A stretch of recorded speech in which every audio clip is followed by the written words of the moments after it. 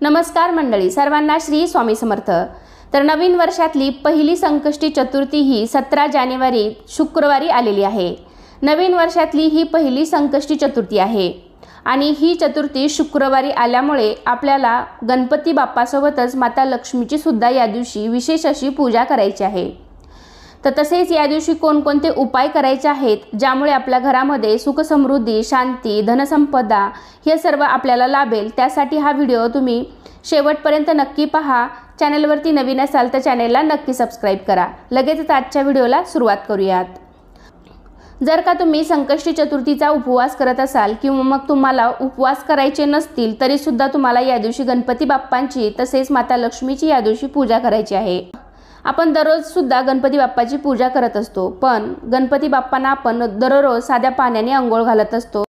देवपूजा करत असताना आपण साध्या पद्धतीने गणपती बाप्पांची पूजा करत असतो, परंतु या वर्षातली ही सर्वात पहिली संकष्टी चतुर्थी असल्यामुळे आपल्याला गणपती बाप्पांची या दिवशी पंचोपचारपणे आपल्याला या दिवशी पूजा करायची आहे। पहिली संकष्टी चतुर्थी आहे आणि ही संकष्टी चतुर्थी पौष महिन्यात येत असल्यामुळे या संकष्टी चतुर्थीला तीळ संकष्टी चतुर्थी असं देखील म्हटलं जातं। तर या संकष्टीला तिळाचा वापर केला जातो म्हणून तिला तीळ संकष्टी चतुर्थी असं म्हटलं जातं। तर या दिवशी गणपतीसह चंद्रदेव, माता संकट यांची पूजा करतात। तसेच या दिवशी शुक्रवार आल्यामुळे आपल्याला माता लक्ष्मीची सुद्धा पूजा करायची आहे। जो कोणताही व्यक्ती श्री गणेशाची या दिवशी पूजा करतो त्याच्या जीवनातील अनेक संकटे टळतात। म्हणून आपल्याला जरी या दिवशी उपवास करायला जमला नाही तरी सुद्धा आपल्याला संकष्टी चतुर्थीच्या दिवशी गणपती बाप्पांची पूजा अगदी साध्या सोप्या पद्धतीने करायची आहे। संकष्टी चतुर्थीचा शुभ मुहूर्त असा आहे, पौष महिन्यातील कृष्ण पक्षातील संकष्टी चतुर्थी ही 17 जानेवारीला असणार आहे। तर ही चतुर्थी पहाटे 4:06 सुरू होईल तर 18 जानेवारीला सकाळी 8:30 संपेल। संकष्ट चतुर्थीच्या पूजेचा शुभ मुहूर्त हा सकाळी 5:27 पासून ते 6:21 पर्यंत असेल। तर सकाळी 8:34 पासून ते 9:53 शुभ मुहूर्त राहील।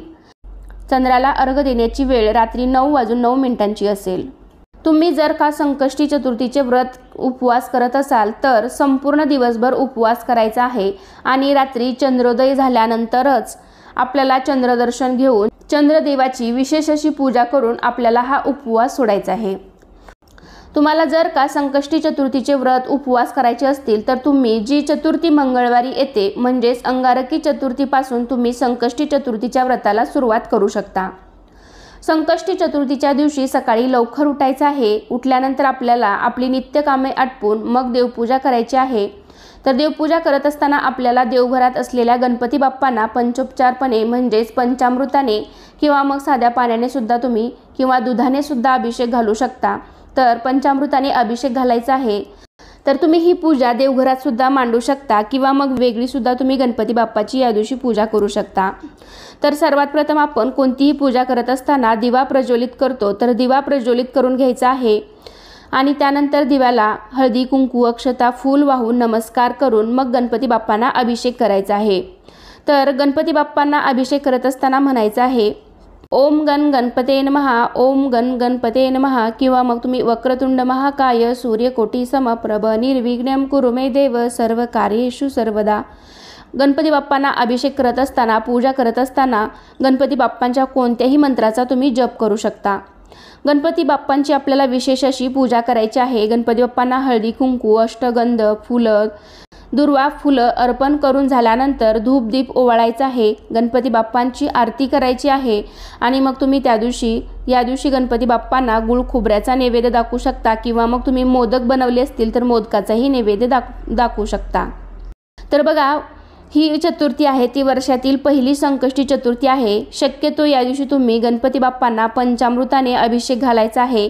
तुम्ही अभिषेक घालत असताना गणपती अथर्व शीर्षाचे पठण करू शकता, 1 वेळा करू शकता किंवा तुमच्याकडे वेळ असेल तर अगदी तुम्ही 11 वेळा सुद्धा गणपती अथर्व शीर्षाचे पठण करू शकता।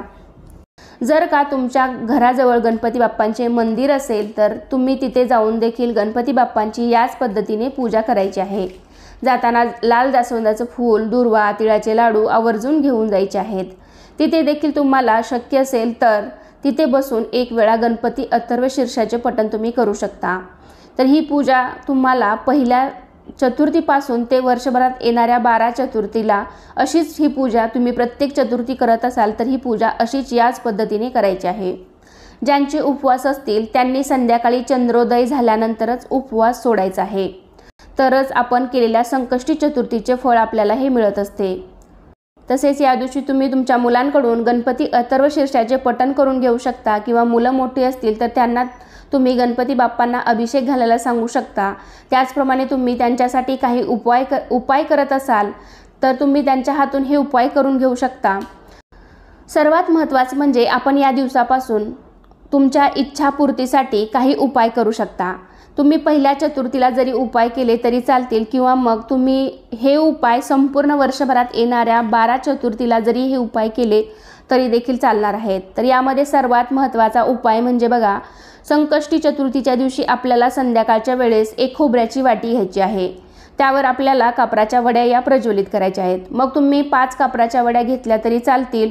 आपल्याला ही खोबऱ्याची वाटी हातात घ्यायची आहे, तर एका प्लेटमध्ये ती वाटी ठेवायची आहे, कारण खोबऱ्याची वाटी ही गरम होऊ शकते, त्यामुळे शक्यतो ती प्लेटमध्ये ठेवावी। त्यानंतर आपल्याला ही वाटी देवघरासमोर ठेवायची आहे। या वाटीमध्ये कापराच्या वड्या टाकायच्या आणि त्या प्रज्वलित करायच्या आहेत आणि जोपर्यंत या कापराच्या वड्या जळत राहतील तोपर्यंत आपल्याला एक मंत्र म्हणायचा आहे। बघा, मंत्र असा आहे, ओम विघ्नहर्ताय नमः, ओम विघ्नहर्ताय नमः, ओम विघ्नहर्ताय नमः। हा मंत्र तुम्ही कापूर जळेपर्यंत म्हणायचा आहे। तुम्ही हा उपाय तुमच्या इच्छापूर्तीसाठी करू शकता, मुलांच्या इच्छापूर्तीसाठी करू शकता, स्वतःच्या, पतीच्या किंवा घराच्या इच्छापूर्तीसाठी तुम्ही हा उपाय नक्की करू शकता। तर हा कापूर संपल्यानंतर जी ही खोबऱ्याची वाटी आहे तर ती निर्माल्यामध्ये टाकून द्यायची आहे। तर पहा, प्रभावी असा हा उपाय आहे। हा उपाय तुम्ही प्रत्येक संकष्टी चतुर्थीला करू शकता। तर या पहिल्या संकष्टी चतुर्थीपासून तुम्ही 12 संकष्टी चतुर्थी हा उपाय नक्कीच करू शकता। तुम्हाला याचा फरक नक्कीच जाणवेल। गणपती बाप्पांची पूजा करून 108 वेळा म्हणजेच एक माळ ओम गण गणपते नमः या मंत्राचे नामस्मरण सुद्धा तुम्ही करू शकता। त्यानंतर इच्छापूर्तीसाठी देखील तुम्ही अजून एक सेवा करू शकता, तर ती अशी आहे, तर या पहिल्या संकष्टी चतुर्थीपासून ते 120 दिवसापर्यंत तुम्हाला ही सेवा करायची आहे। तुम्हाला रोज 121 वेळा हा मंत्र बोलायचा आहे आणि 120 दिवस तुम्हाला ही सेवा करायची आहे।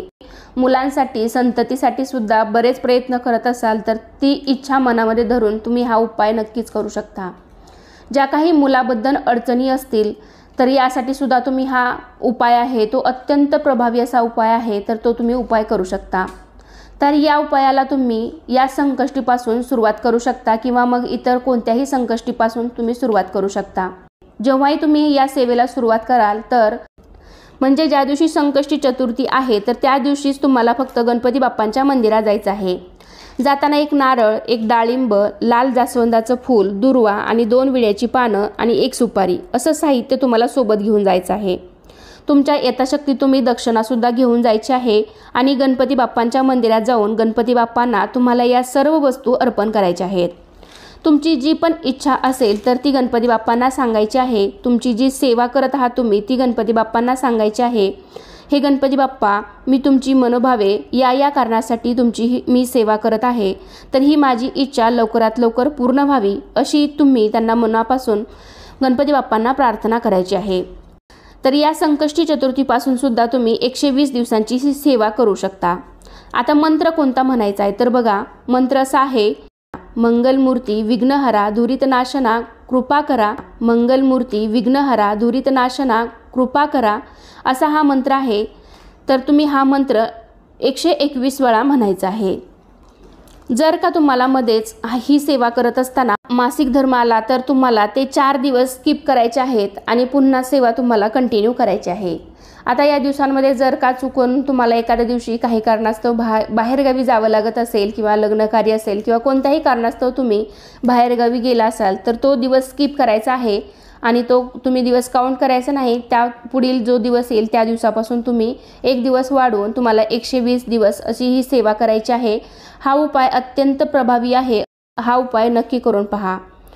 तुम्ही सेवेला घरात सुरुवात करण्या अगोदर घरातील गणपती बाप्पांना देखील तुम्हाला तुमची ही सेवा आणि तुमची इच्छा सांगायची आहे। ती इच्छा पूर्ण होऊ दे अशी गणपती बाप्पांना प्रार्थना करायची आहे आणि रोज तुम्हाला हा मंत्र 121 वेळा आणि 120 दिवस म्हणायचं आहे।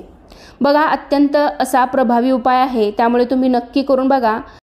त्याचप्रमाणे अजून आपण कोणकोणते उपाय करू शकतो तर बघा, अजून एक उपाय तुम्ही करू शकता। आपण जेव्हा गणपती बाप्पांना स्नान घालतो, अभिषेक घालतो, तर तुम्ही पंचामृताने अभिषेक केला असेल किंवा पाण्याने जरी, शुद्ध पाण्याने जरी तुम्ही अभिषेक केला असेल, तर ते पंचामृत आहे किंवा जे पाणी आहे अभिषेक घातलेलं, तर ते तुम्ही तुमच्या लहान मुलांना प्यायला देऊ शकता। त्यामुळे तुमच्या मुलांमध्ये बरीच प्रगती तुम्हाला जाणवताना दिसून येतील। हा उपाय मी स्वतः माझ्या मुलीवरती करते, पण त्यामुळे मी तुम्हाला हा उपाय सांगत आहे।